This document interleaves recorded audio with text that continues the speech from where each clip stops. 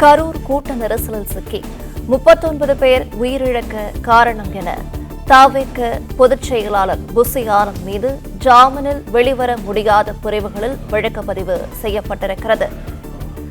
விவரங்களை செய்தியாளர் கதிரவன் வழங்கிட கேட்கலாம். கதிரவன், தொடர்ந்து விவரங்கள் என்ன சொல்லலாம்?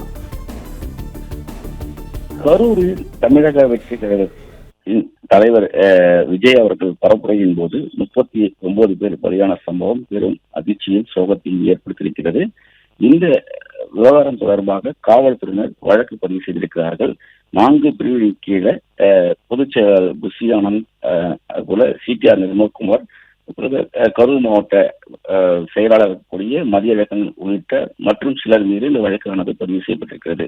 குறிப்பா ஜாமீனில் வெளியேற முடியாத பிரிவின் கீழே புசி ஆனந்த் உள்ளிட்டோர் மீது வழக்கானது பதிவு செய்யப்பட்டிருக்கிறது.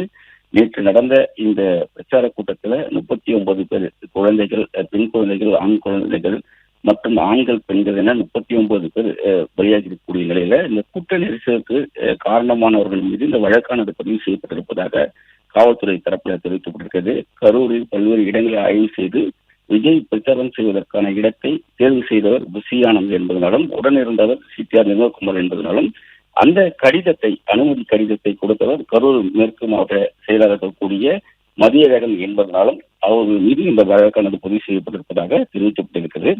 துவக்கத்தில் விஜய் பிரச்சாரத்திற்கு கரூர் வேலுச்சாமிபுரத்தை ஏற்க மறுத்த புசி ஆனந்த் பிறகு ஏற்றுக்கொண்டதாகவும், விஜய் பிரச்சாரத்தின் போது 39 பேர் பலியான நிலையில அவர் மீதும் இந்த 4 பேருக்கு வழக்குகள் பதிவு செய்யப்பட்டிருக்கிறது. குறிப்பா குற்றமற்ற கொலை செய்ய முயற்சி செய்தல், மனித உயிருக்கு ஆபத்தை ஏற்படுத்துதல், பொது அதிகாரியின் உத்தரவுக்கு கீழ்ப்படியாமை உள்ளிட்ட பிரிவின் கீழ் வழக்கு பதிவு செய்யப்பட்டிருக்கிறது. இவை அனைத்துமே ஜாமீனில் வெளிவர முடியாத வழக்கு சட்டப்பிரிவுகள் என்பதனால அடுத்த கட்ட நடவடிக்கையை கொடுத்து தற்போது புசி ஆனந்த் மற்றும் சிடிஆர் நிர்மல்குமார் உள்ளிட்டோர் வழக்கறிஞர்கள் அணியுடன் நிர்வாகிகளுடன் ஆலோசனையில் ஈடுபட்டு வருவதாகவும், அடுத்த கட்டமாக சட்ட ரீதியாக இதனை எவ்வாறு எதிர்கொள்வது என்பது குறித்து ஆலோசனைகள் மேற்கொள்ளப்பட்டு வருவதாகவும் தெரிவிக்கப்பட்டிருக்கிறது. தற்போது விஜய் அவர்களின் வீட்டிலும் பாதுகாப்புகள் ஏற்பாடுகள் செய்யப்பட்டிருக்கிறது. காவல்துறையினர் வீட்டை சுற்றி பாதுகாப்புல ஈடுபட்டிருக்கிறார்கள். நிர்வாகிகள் யாருமே அங்கு உள்ளே செல்ல முடியாதபடியும் அவர்களுக்கு பாதுகாப்புகள் வழங்கப்பட்டிருக்கிறது. அதன் காரணமாக மூத்த வழக்கறிஞர் ஒருவரை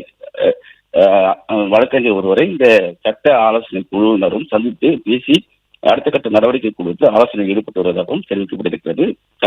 ஜாமீனில் வெளிவர முடியாத சட்டப்பிரிவு வழக்கு பதிவு செய்யப்பட்ட நிலையில அடுத்த கட்டமாக ஆலோசனைகள் சட்ட ரீதியாக இதனை எவ்வாறு எதிர்கொள்வது குறித்தான ஆலோசனையில் ஈடுபட்டிருப்பதாகவும் தெரிவிக்கப்பட்டிருக்கிறது. பிளே ஸ்டோர் மற்றும் ஆப் ஸ்டோரில் இருந்து பாலிமர் செயலியை QR கோடு மூலம் பதிவிறக்கம் செய்யுங்கள். செய்திகளை உடனுக்குடன் பெறுங்கள்.